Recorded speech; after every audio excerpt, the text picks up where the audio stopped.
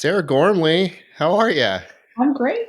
Good to see you again. You too. I'm so happy to be here with you today. Thanks for joining me. And, when I think of how to introduce you and putting you on this podcast, and I'm so grateful that we got to meet a couple weeks ago over coffee, but it's kind of like you're like the trifecta of stories that fit so on brand. And so the theme of chasing a dream and hearing whispers and these aha moments. And you certainly are not one that's afraid to chase the dream. So, from this amazing career in corporate America that was just no longer serving you. So you left to seek a different purpose to kind of intertwine that with, your mom's illness and then of course writing the memoir. So we'll kind of unpack all that today. So if that's okay with you, let's kind of just dive right into it. Absolutely. Dive away. I'm ready. So kind of take me through and the listeners through corporate America. You were living in the biggest of all the cities in the US at the top of the corporate world and advancing and chasing the quote unquote American dream. Kind of take us back through, the past couple of decades of Sarah's career before she got here today. All right. I don't know if I got all the way to the top. I got pretty close. No. Listen, I was what you would think of as a stereotypical type A overachiever my whole academic career and sort of just set out thinking, well, I need to be successful and make money and tried to find a career that married analytical thinking and business prowess with some creativity and writing. I ended up in communications consulting, investor relations, which morphed into marketing. And I don't think it's dissimilar to a lot of other people. I just would get the next title, bigger salary, and I was, hungry, and so I would always be looking around the corner to the next thing. Um, but what might be different from other people you've watched, or as we are learning, similar. It wasn't I was just chasing a career. I I was hoping that if I could find the right job, that I might feel better about myself. Right. Mm-hmm. So I all along my career back to childhood, um, I kind of conflated external indicators of success with what makes you feel good about yourself and feel worthy. And so, as you might imagine, um, while a profession or a job can be rewarding, certainly financially, it's not the job of your job to make you feel good about yourself. You got to do that on your own. So it took me a long time to figure that out. Mm-hmm. Yeah, thanks for unpacking that. We've talked before in this podcast. I've had guests that we talk about the beauty that lies in if you can have career meet purpose, and that doesn't always have to be the case, right? We can have these respectable 9 to 5 day jobs that pay the bills and help take care of our families, and then on the other side, we have purpose, be it a craft we like to do, or it's our family raising kids, or it's community work, or whatever it might be. For you, I think it's so common for a lot of people to get so embedded. It's almost like they go into the abyss and it's blurry, and that it's like a frog in hot water, right? It's like almost too late to get out. So that's why I think it's so respectable and inspirational about your story is you had the courage to stop and just pause and go, wait a second, this isn't serving me. And Sarah, would you think it one thing, like one day you're like, I'm out, or was it just No, leading up to over and over again? You just kind of heard this whisper of like, this is not working anymore. no, it was a combination of factors and timing, as I think I found with other people who have made such changes. Um, you know, I had started therapy. So this is all in the book, but I was in San Francisco at a big job at Adobe that I never should have taken in the first place, which I knew because I had already started the work of therapy and understood my attachment to external success, but I didn't really know what else to do. So I thought, well, let's try big tech. I'll head out to San Francisco. And I guess a year and a half after I was there, my father passed away. And then a year later, my mom's cancer came back. So it's sort of like I knew I needed to do something pretty radical and get out, or I was going to have some type of a breakdown. And then her cancer came back. And so everything just kind of happened at the right time, but it wasn't necessarily tidy. and you said something, and I always say this when I give talks or people interview me. You know, I'm single. Well, I mean, I have a boyfriend now, but I was single and didn't have children. And so I am sensitive to people who feel the restriction of income and salaries, but part of my wake up call is like, you don't have to be putting kids through college in 10 years, 15 years. So seriously, why are you doing this? Right. So it was almost like added pressure on myself. Like, you better take care of yourself because you can't blame it on a spouse or kids or justify staying in something that's not working for you. Does that make Hmm. sense? Like, Absolutely. all of those pieces are in play. Yeah. Were in play when my life changed so radically. Sure.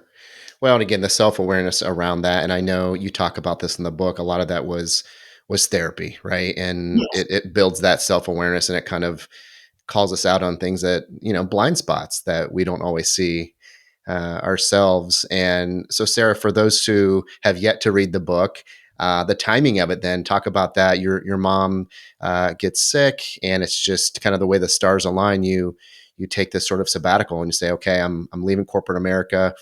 So this is where I think the story gets really cool, and I think this is like the making of the movie for sure. Is where corporate 100 miles per hour Sarah driving this career path to the top of the mountain, stops, pauses, moves back to sleepy town Ohio, Zanesville, and moves back Chandlersville, more accurately. The family farm is in Chandlersville, which is Chandlersville. outside Zanesville. Yes. Sure, Zanesville's the big city. True. Yeah, Zanesville.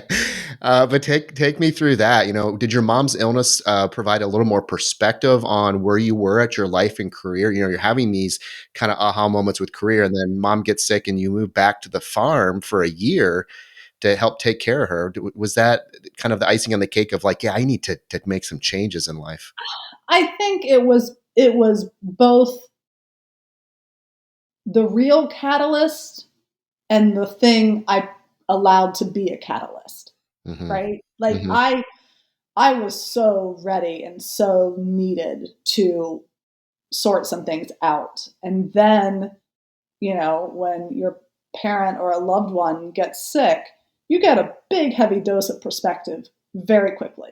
Hmm. And I mentioned the scene in the book um, that I offer. As soon as we found out her cancer had come back, I sort of said, "Oh, well, I think I'll come home to be with you." And I thought she would protest and say, "No, no, I know how important your job is. I know it's not going well. You get back out to San Francisco." And she said, "Oh, I'd like that.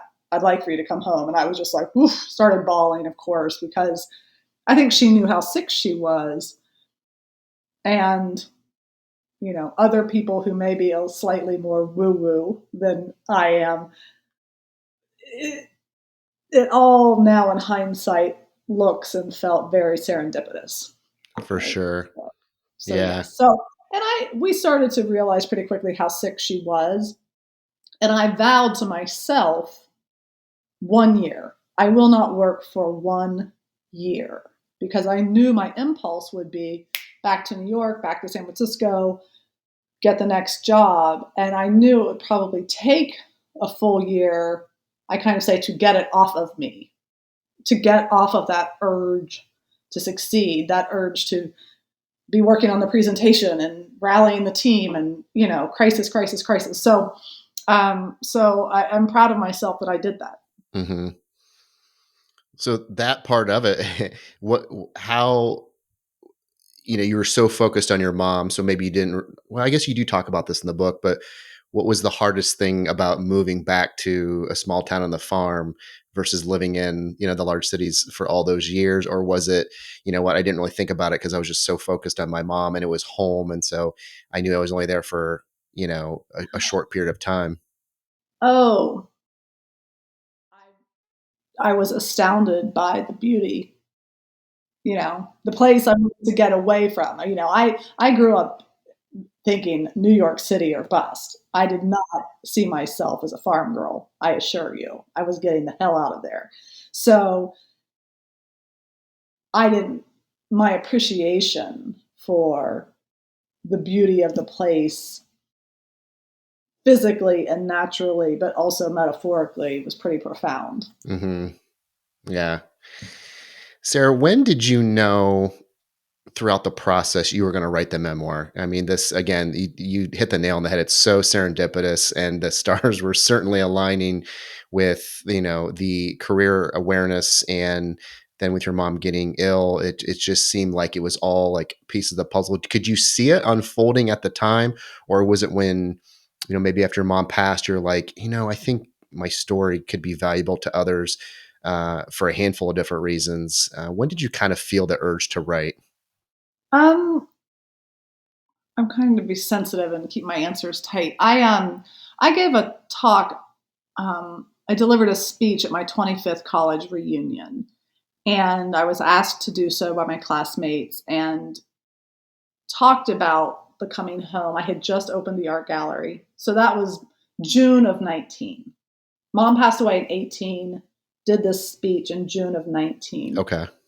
and a woman who, as it turns out, is a famous New York Times bestselling author, Meg Kissinger. Everyone buy her book, While You Were Out.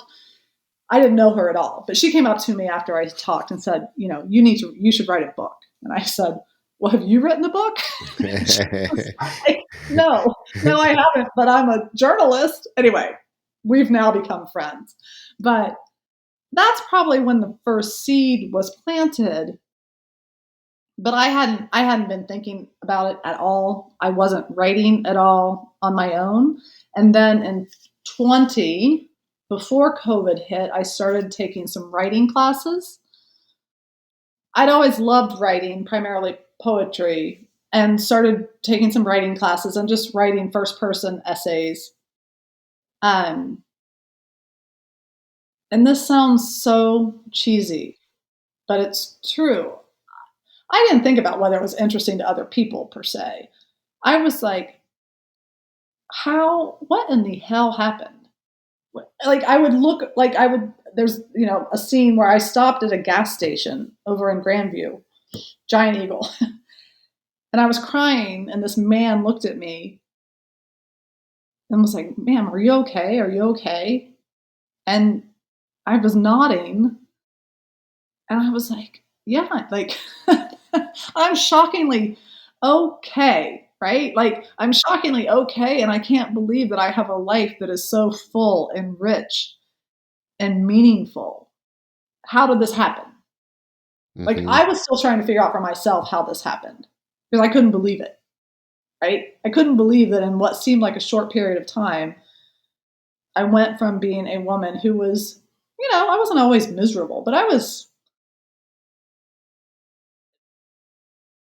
very stressed out, um, exhausted, unfulfilled, you name it, to having this life that includes an art gallery and a beautiful home and a gorgeous boyfriend partner who loves me and adores me for who I am, right? Like, it was sort of like, who, in what universe other than fucking Hallmark does this happen? So I wrote the book for myself first. Anyway, Yeah. that's a long winded answer, but I wrote the book for myself first, and it didn't occur to me to really write the book until August of 2020. Okay. And then I kind of want to intertwine both of those, the gallery and the book, because I certainly have more that I want to talk about with the book. But and what year did you start the gallery? And let's unpack that layer of the onion a little bit, peel that one back as far as what what brought that on? What drove you to, hey, I think now's the time I'm going to open up an art gallery? I wish I could dazzle you with all of my research and thoughtfulness, but that's kind of, you know, how it went. I had been a fan of contemporary art and collecting my own, what I could afford when I could afford it, from the time I graduated from undergrad. My grandmother gave me my first piece of original art when I graduated from DePauw. And from that time on, I knew what a source of joy it was for myself. And it was one of those things that I took for granted, but people would come over to my various apartments, New York or San Francisco, and almost be shocked by this art collection. And then I, in response, would be like, well, how do you not have art? Right? Like, I didn't know. And so in the back of my mind, I always thought, what if you could figure out a way to do that professionally? What if you could spend your time connecting people who love contemporary original art with artists? And Mm-hmm. because Columbus, Ohio is Columbus, Ohio, and this would not be happening anywhere else, I promise you. I had a conversation with someone at a cocktail party, and the next thing I know, somebody from the wood companies emailed me and said, oh, I heard you might be interested in opening a pop-up gallery. So I go look at a space in February of 19, and I opened a gallery in April of 19. And that's how it happened. I mean, it was I was at a point in life where I thought, let's go for it. Why Mm-hmm. not? Mm-hmm. I'll figure it out. So given the time period of it, and with your mom and the career and everything, do you think the art gallery had and the reason I ask this is because you're so open about healing and mental health, and now your therapist David is a household name, whoever reads the book. So David and Camilla are like known throughout the uh-huh. country. So Local funny. local celebrities for sure, for sure. So a David question, maybe I should preface it. Do you think opening the art gallery was a form of healing for you at the time in your life? Oh, absolutely. Um, well, it was either a form of healing or an outcome of healing, right? I talk a lot, or I think about symptoms versus causes. Mm, And I think the gallery was a symptom of good emotional health, hmm. right? It's, it, it was an outcome. It wasn't the Hmm. driver. I would never have opened a gallery or believed in myself enough to take on an entrepreneurial risk, um, without the 6 years, by that point, 7 years of therapy I've been doing. So, Hmm. What lessons did you take from your career of, being in corporate America, of Adobe and everything before that? I believe there was a stint with Martha Stewart. And what lessons did you take throughout your career that you could take with you to open up the gallery to make it a success that it is today? I'm an okay marketer. I don't want to be, I don't want to sound cynical, because I didn't hate all my jobs. I had the best teams. I miss the camaraderie, of working in a larger company. Now, for years, it was just me. And now I have this amazing woman, Becca, who is the director of the gallery, who I rely on so much. Um, and some of them, the one that keeps coming to mind is like, you know, test and learn, test and learn. But for Mm, big companies, they say they're going to do that, but they still waste hundreds of thousands of dollars in the testing, right? Whereas when you're small and nimble, you're like, well, let's try it. If it doesn't work, it didn't work. Move on. hmm. And so I'm much less of a perfectionist, um, but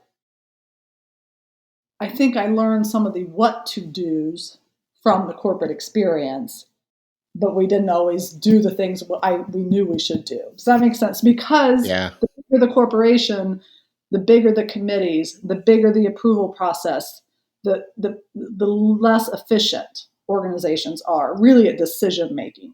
Mm-hmm. Um, so now it's like, if I want to do something, I don't have to look around and ask 17 people what they think.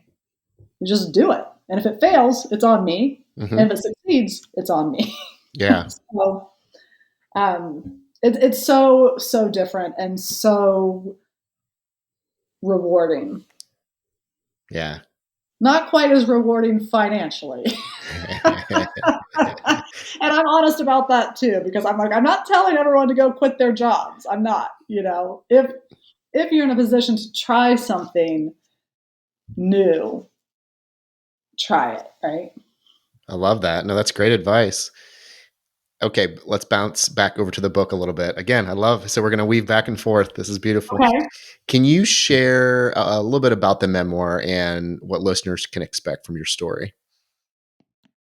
Um, the memoir is a story about my return to the farm, right? There's a top line story. This marketing executive from San Francisco moves home to Ohio to be with her dying mother. And that story is interesting and funny and sad. Spoiler alert, my mom passed away. You learn that early in the book. And I fall in love, another good story, right? So there is this sort of arc of a story, and it all sort of takes place at the farm over 1 year. The understory is the emotional story of, how through the work of therapy, how I change the way I see myself, and therefore kind of how I show up in the world. And I tried really hard to show readers what that felt like and what it looked like, starting with some of the hard stuff about where it all started as a little girl, but also these scenes with famous David, therapist David, and really show the dialogue in therapy sessions. And each one of those scenes, I'm hoping, has a little nugget that even if you don't want to go to a therapist, have never been to a therapist, you can kind of see some of the inner workings of the process. So, yeah, it's a book, I think, unlike anything people have read. That's what I've been told. Mm-hmm. I've been told they can't put it down. I've been told there's a lot of crying. A Mm-hmm. lot of people on planes crying reading this book. Yeah. But there's also a lot of laughter. So I don't know. Yeah. It has some poetry. It has some lists. It's got a Martha Stewart fired me cookie recipe. I just made some this week. They're so good. So it's a book that can be fun to read, even though some of the topics are difficult. Mm-hmm. I would 100% agree with that. I think you're wide open on the vulnerability aspect of it. And I wanted to read it before interviewing you. And if I wouldn't tell you this if it wasn't true, I would just simply skip this part. So this is 100% This true. is real. This is true. This Thank is you. real and true. It's one of the fastest reads I've read in a while. And I mean, I have it here in front of me. It's what, 220-ish some pages. And gosh, I think I read it in like 5 days. That's fast for me. And at one point I was up here in my office and with my coffee, and it's, 5:30 in the morning, and I'm reading before I wake up my kids. And I had that moment of the example you gave of people on an airplane. I was like, damn it, Sarah, I'm crying. I'm like, Bolly, I'm going to wake up my kids. It wasn't like it wasn't a loud, ugly cry, but it was, the soft, Yeah. like Yeah. just me, myself, and my coffee and reading Toot. So, which we have to explain that you call it Yeah. Toot. Well, of course, I give it this title, and I don't realize until after the fact that the acronym is TOOT. Yeah. And now I kind of say woot toot all the time, and I don't care. It makes me laugh. It's fun. So I don't think we've mentioned it yet for the listeners. The book's called The Order of Things. This is all going to be in the show notes. You guys have to go out and grab this. It's a fantastic read. Sarah, what part, I guess, of the writing process, or did the memoir what was it like both emotionally and creatively? I mean, writing a book is one thing, but when you're writing your own story, and you just mentioned a few minutes ago, going back to childhood and some of those painful experiences up into adulthood of therapy, what was that like of just reliving that, putting it on paper for the world to see, both emotionally and then from the creative side of getting it out? I think the emotional side was, parts of it were cathartic, right? Like you're right. I'm writing scenes, and not only, I remember them in my body, but I think I developed a little more sympathy, empathy for myself. And I really, and this is the memoirist's charge, I really wanted to tell the truth, Hmm. right? Like I wanted to be honest and not paint pictures that were easier than what happened or harder than what happened. I don't know if that makes sense. Yeah. There was some trying to figure out what happened between my parents and me that led how I developed this self-loathing, pretty significant self-loathing that followed me throughout my adult life. And I didn't and don't feel the need to blame them, right? But that's part of the work of therapy. It's like if you start to understand why something happened, there doesn't have to be this sort of blame. Anyway, the emotional part I was okay with. There were a couple scenes that didn't stay in because I would talk to David and sort of like, well, does that need to be in there? Is it really serving the story? Hmm. So even if the scenes are emotionally challenging, there's also the craft of writing. And I love great writing. At the gallery, it's visual arts. But I've always been a reader and a writer and appreciation. I have a deep appreciation for a really crafted sentence or turn of phrase. Hmm. So then it was like, that's fun. And the Yeah. writing part is like, you feel like I was on top of the world. I told Hmm. everyone I knew, I'm writing a book. I'm writing a book. And I should have kept my big mouth shut because it took forever. But so that was, yeah. So the writing was fun. It was the editing that sucked for me. Tell me The about editing. that. Why is that? Well, because I'd spent a full year on this first draft and I loved it. I was like, this is it. No. And then I got some feedback from two different agents and other people I respect. And I was like, no, it can be better. It can be better. And I just I didn't do anything for a few months, and then I would try to cut things out, try to make a different outline, and and you also are cutting out like huge sections that I thought were brilliantly written and Hmm. made and were to but if it didn't serve the story, right? I Hmm. love what you said. Like I wanted it to be an easy read, Hmm. short chapters. Hmm. I wanted readers to be able to take a breath. So I had this huge 13 page chapter about my dad's death. Hmm. This is a perfect example. And boy, it's some good writing. But Hmm. I realized the book isn't about my relationship with dad. Hmm. My book is about me and primarily my relationship with my mom, which was complicated. Yeah. My relationship with dad wasn't complicated. Hmm. We loved each other, we adored each other, pretty easy. So that all came out. So it's hard because it's like, where does it go? It's just sitting in my Google Drive now. Yeah. so, um, but the book that you have in your hands is so much better than the first draft. Okay. Yeah. So Well, and it was brilliantly written. Is that what you just said was the smaller bite-sized chapters of like, oh, this is cool. Now we're here, or now we're over here. Excuse me. And I don't know. I think that's one of the reasons I probably read it so fast, because it was just the story was so good, but yet it's the way fantastic. It's so challenging to do, I can imagine, but you're so good at telling it through the lens how you see it and putting it on paper.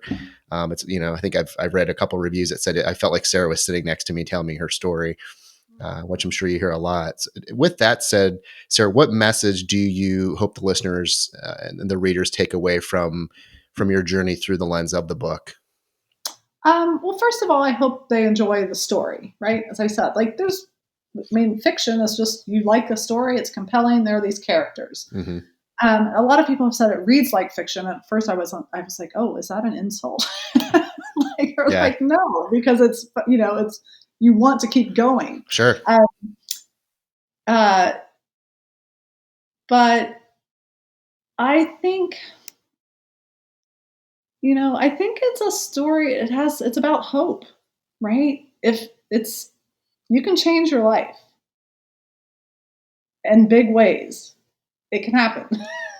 Like it happened for me starting at age 45, and maybe some people don't need huge changes. And sometimes I use the word recalibrate.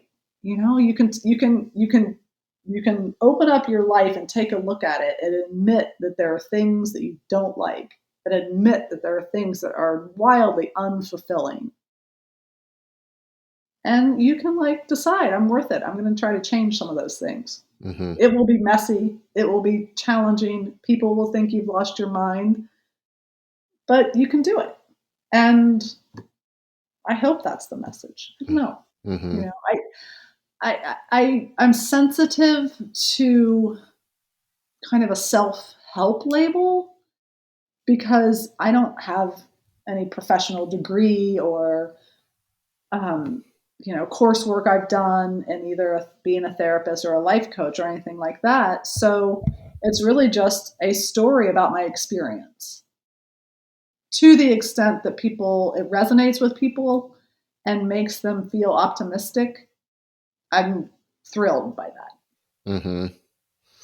Well, and I don't think in today's world or possibly in any other form of history that we have to have that certification. I think self-help can get diluted at times with degrees or what gives you the right, from the ego part of the brain talking. But, I think with your story, full disclosure, I don't think I even told you this yet, is obviously, we were introduced from Heather Whaling, who was a good friend and was a guest on here several weeks ago. But Heather had posted either your book or something about your story. And that's what got me intrigued, was when I clicked on it, I was like, gosh, here's a woman that at 45 years old completely just did a 180. And Yeah. I have to know more. I didn't know anything about the book. I didn't know anything about the art gallery. I didn't know any of that stuff. So that was like the hook for me. And I'm I'm a big self-improvement, junkie. So to me, that's the most authentic version of self-help and Yeah. self-improvement, is someone that says, here's all my cards, they're on the table. This is my story. And we can all watch and learn and grow with you. So to that, I say thank you. And it's extremely inspiring to hear. And I think listeners are going to say the same.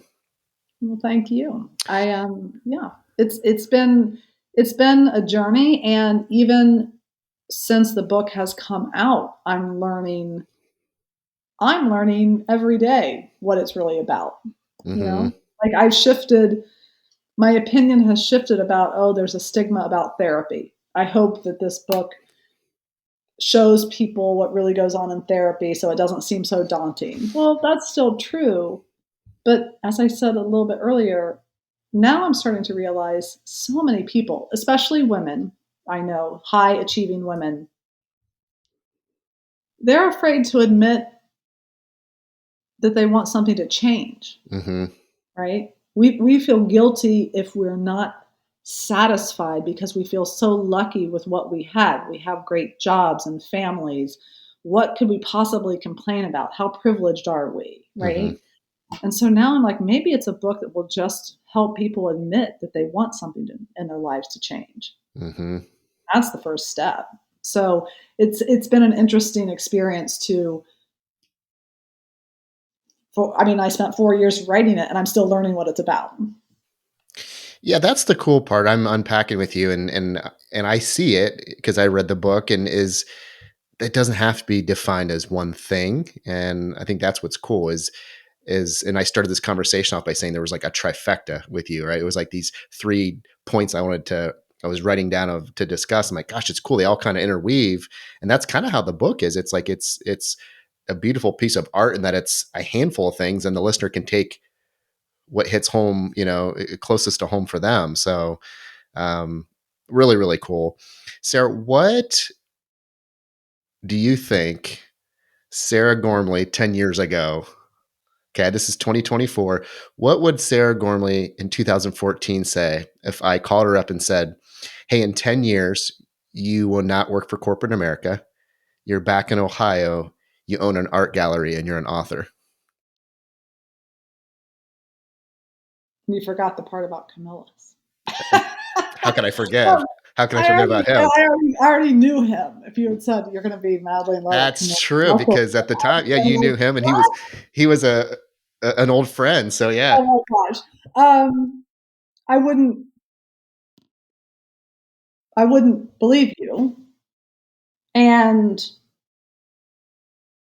I would ask the question that is the question I asked myself, which led to writing the book. Like, how did that happen? What? Right? How did Mm-hmm. it happen? And I think, how old am I? I'm 52. So that was 2000, you said 14. So I started therapy 12 years ago. Yeah, so I was just starting to poke around in there and take a look at some work that needed to be done. Yeah. And so I guess if you had said, look, there's going to be a payoff from this work, Mm.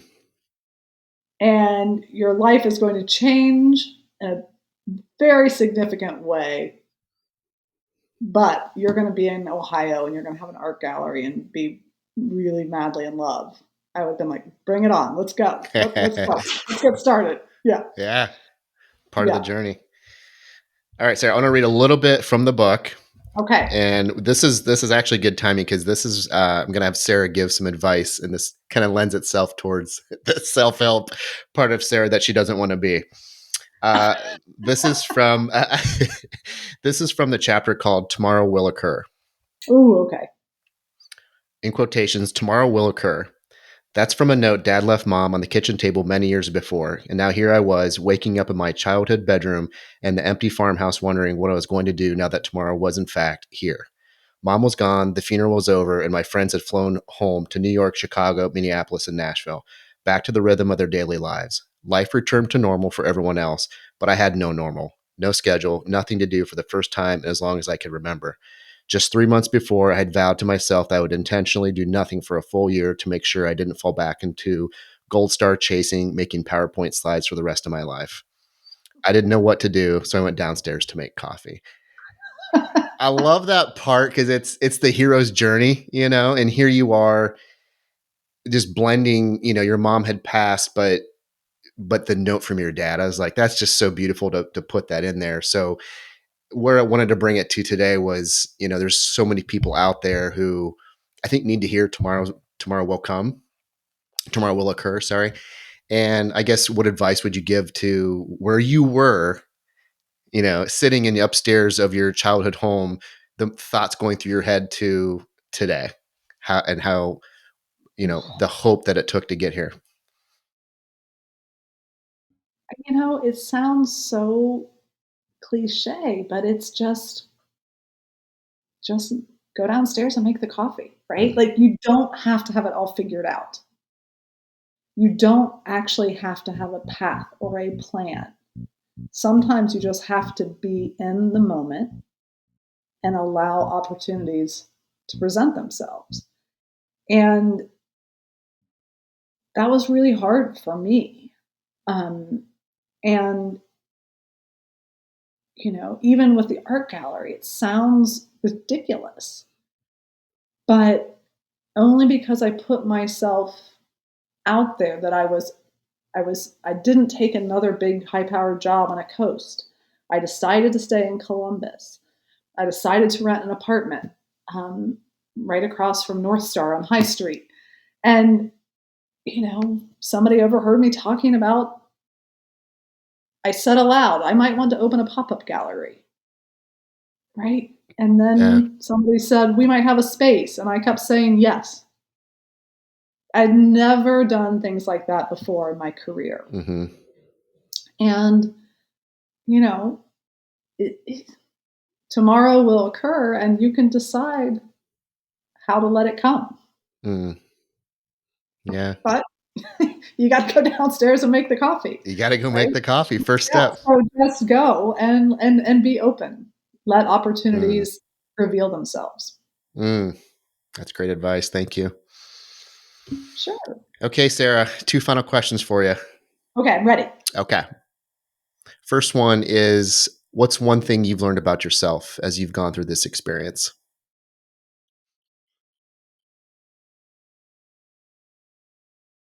Oh, there's still work to do.